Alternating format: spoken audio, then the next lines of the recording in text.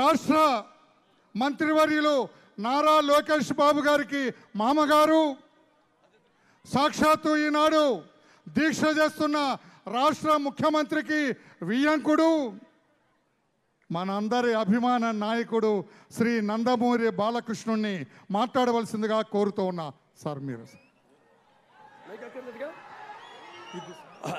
ముందుగా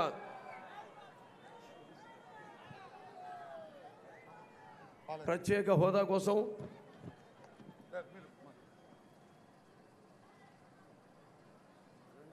విభజన హామీల సాధన కోసం తన పుట్టినరోజును జన్మనిచ్చిన భూమి కోసం దీక్ష పూనిన తెలుగుదేశం పార్టీ జాతీయ అధ్యక్షులు మన ఆంధ్ర రాష్ట్ర ప్రియతమ ముఖ్యమంత్రులు నారా చంద్రబాబు నాయుడు గారికి నా జన్మదిన శుభాకాంక్షలు తెలియజేసుకుంటూ, అలాగే ఇంతకుముందు ఎందరో మహానుభావులు, అందరినీ మహానుభావులు అనడం చాలా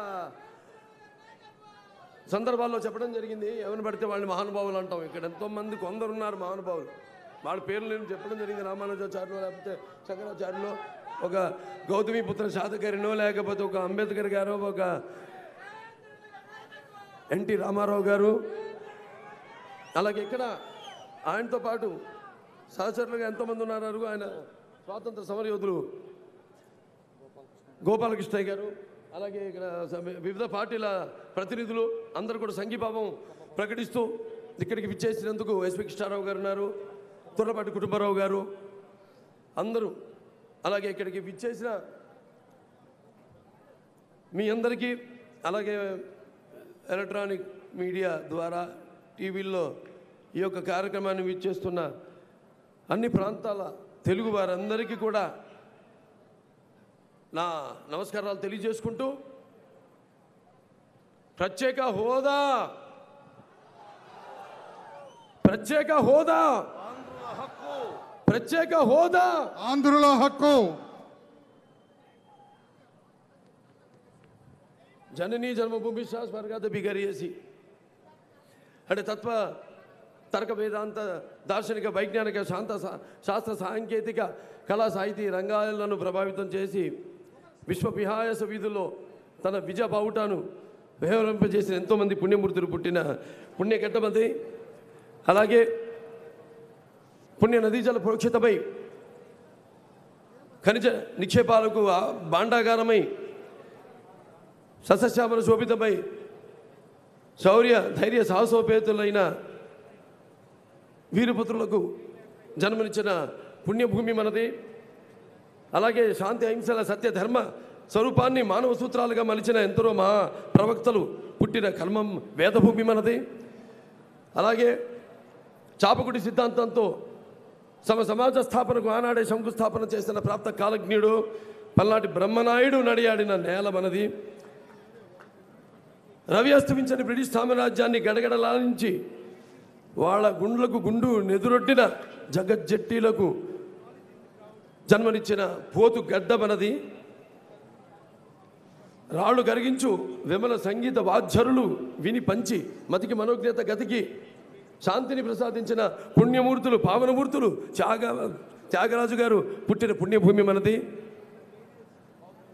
మగువలు నేర్వగరాన్ని విద్య కలదే ముద్దార నేర్పించనని అంటే ప్రజ్ఞ పాఠవాల్లో మగవారికి ధీటుగా మోహరించిన మగువల పుట్టినిల్లు మనది. కవన కథన కళా రంగాలలో గడుతుకెక్కిన వీరమాతల ధీర వనితల కన్న పుణ్యభూమి మనది. అలాగే స్వతంత్ర పోరాటంలో స్వతంత్ర భారత రథసారథి అయి సమరాన్ని దూకే నేతాజీ, సత్యాగ్రహంతో స్వరాజ్య సాధన కోసం పూనుకున్నాడు పూజ్య బాపూజీ. అలాగే తెల్లవాడి గుండె నెదురొట్టిన ఆంధ్రకేసరి టంగుటూరి ప్రకాశం పంతులు గారు పుట్టిన నేల మనది. అలాగే తెలుగు వారికి ఒక ప్రత్యేక రాష్ట్రం కోసం ఆవితి అయ్యాడు అమరజీవి. ఆ తర్వాత 1982 నందమూరి తారక రామారావు గారు ఆనాడు ఏ పరిస్థితుల్లో ఏదైతే మన ఆత్మగౌరవాన్ని ఢిల్లీ వీధుల్లో తాకట్టు పెడుతున్న పరిస్థితుల్లో తెలుగు వారిని ఒక మద్రాసీలుగా గుర్తించే చూచే ఆ తరుణంలో తెలుగు జాతికి ఆత్మగౌరవాన్ని కాపాడడం కోసం తెలుగువారి ఒక గుర్తింపు తీసుకురావడం కోసం ఆనాడు ఆయన తెలుగుదేశం పార్టీని స్థాపించిన 9 నెలలకే ముఖ్యమంత్రి పీఠాన్ని అధిష్ఠించి అంతవరకు ఈ అధికారంలో ఉన్న పదవులకు దూరంగా ఉన్న బడుగు బలహీన వర్గాలైతేనేమి, వెనుకబడిన తరగతులైనవి, జాతి పీడిత కులాలకు, అలాగే మైనారిటీలందరినీ కూడా తీసుకొచ్చి అధికార పీఠం మీద కూర్చోబెట్టిన మహానుభావుడు నందమూరి తారక రామారావు గారు. తారక రామారావు గారు పేరు చెప్తే ఒక హృదయ స్పందన, పేదవారి గుండె చప్పుడు నందమూరి తారక రామారావు గారు. ప్రతి తెలుగువాడి గుండె చప్పుడు నందమూరి తారక రామారావు గారు. ఇవాళ చూస్తున్నాం మరి అశాస్త్రీయంగా జరిగిన ఈ యొక్క రాష్ట్ర విభజన, దానివల్ల ఎన్నో కోట్ల రూపాయల లోటు బడ్జెట్తో అనాథల్లాగా రాజధాని లేని రాష్ట్రంగా మిగిల్చిన మన రాష్ట్రానికి మన ముఖ్యమంత్రి గౌరవనీయులు శ్రీ నారా చంద్రబాబు నాయుడు గారు ఆయన పరిపాలన అనుభవంతో ఎలా రాష్ట్రాన్ని అభివృద్ధి పయనంలో తీసుకెళ్తున్నారు.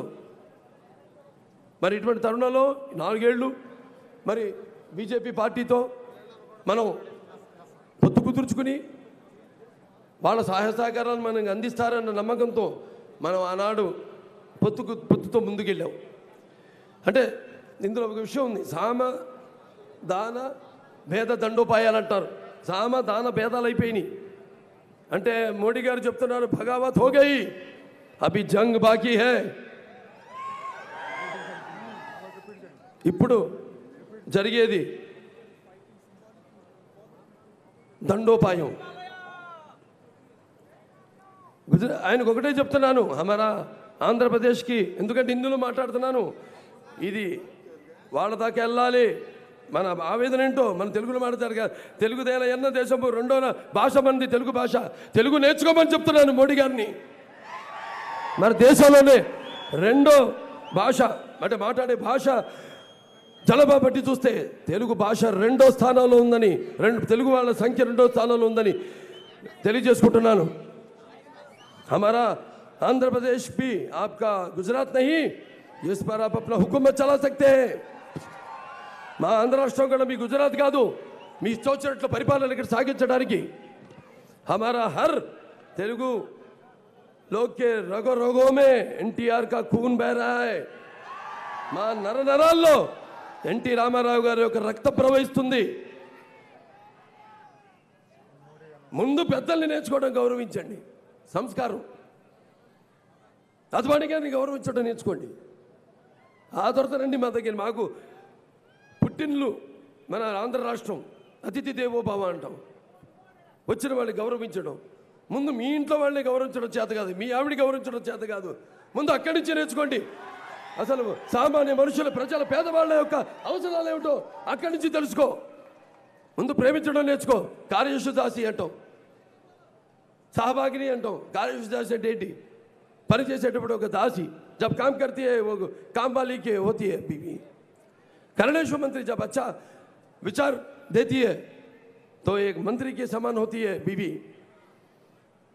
भोजेशु माता, जब खाना खाते हो एक माँ की रूप होती है बीवी.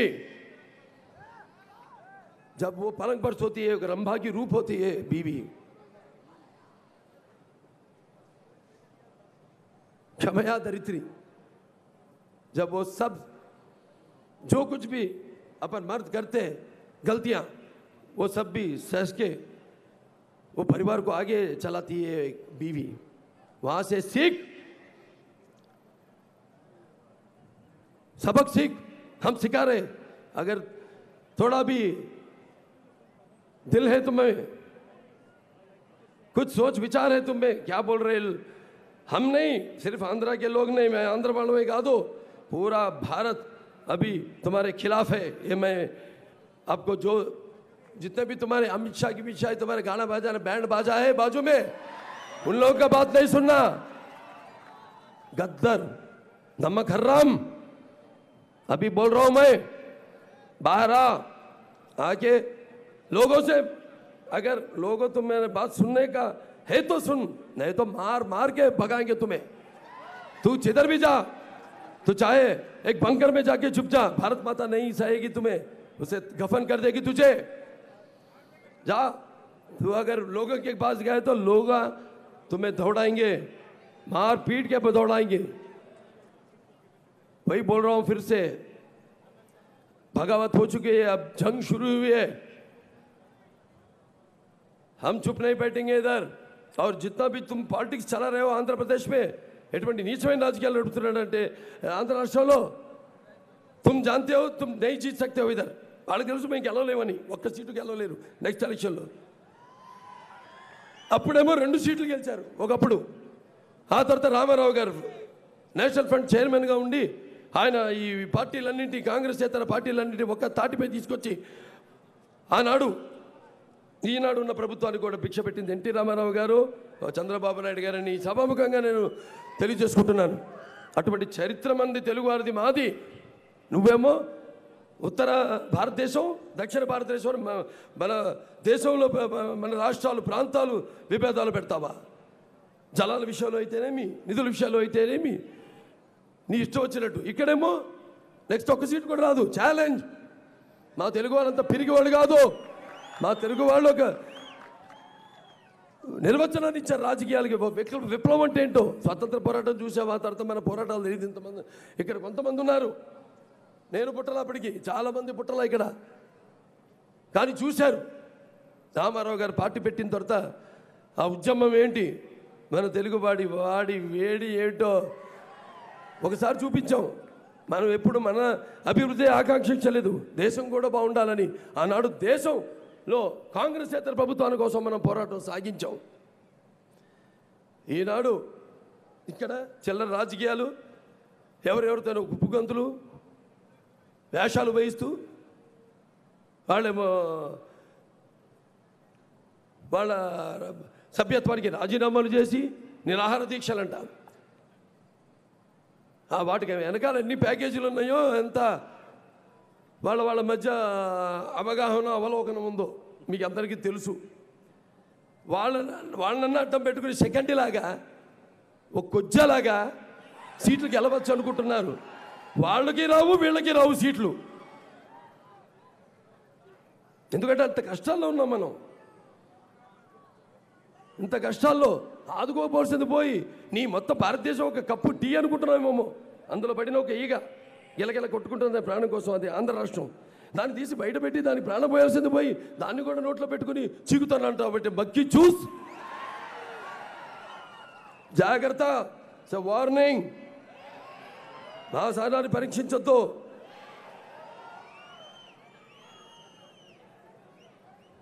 అవి పరీక్షించడం అంటే ఒకటి చెప్పాను, నీకు దండోపాయమే।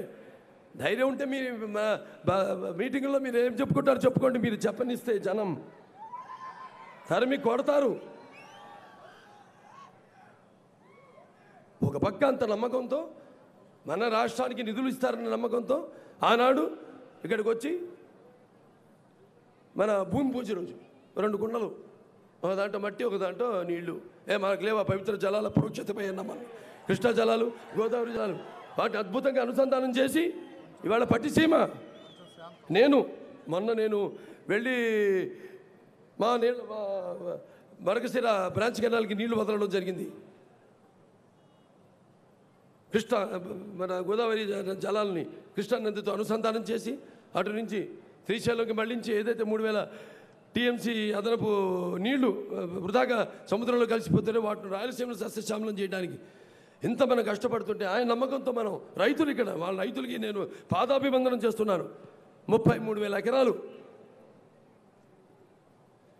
అద్భుతంగా, వాళ్ళకి ఎటువంటి భారం పడకుండా, ప్రభుత్వానికి ఎటువంటి భారంకుండా వాళ్ళని భాగ్యస్వాములు చేసి మన నిర్మించబోయే రాజధానిలో ఇంత చేస్తూ ఉంటే ఈ అసలు ఏంటో అర్థం కావట్లేదు। అంటే దేనికైనా ఒక హద్దు ఉంటుంది, హద్దు చెప్పాను, సామ దాన పేద దండోపాయాలని। ఇక దండోపాయమే, అందరూ సంసిద్ధులుగా ఉండి సుశిక్షితులైన సైనికులుగా ఉండండి। ముఖ్యంగా మన సహనాన్ని పరీక్షించారు ఇంతవరకు, ఇక మనం ఒక్కొక్కరు ఒక్కొక్క విప్లవ యోధులై, ఒక్కొక్క అల్లూరి సీతారామరాజులై, ఒక్కొక్క ఆంధ్రకేసరి అయి, ఒక్కొక్క అమరజీవులై, ఒక్కొక్క గౌతమిపుత్ర శాతకర్ణి చరిత్ర తెలుసుకోండి ముందు మీరు.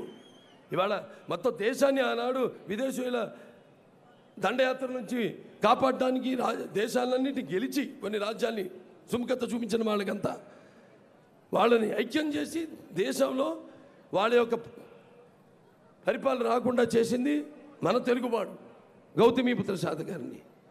ఇవాళేమో దేశాన్నంతా విభజించి పరిపాలించాలని చూస్తున్నారు ఇప్పుడు మీరు. కాబట్టి అందరూ సంసిద్ధంగా ఉండవలసిందని ఒక ఎన్టీ రామారావు గారిని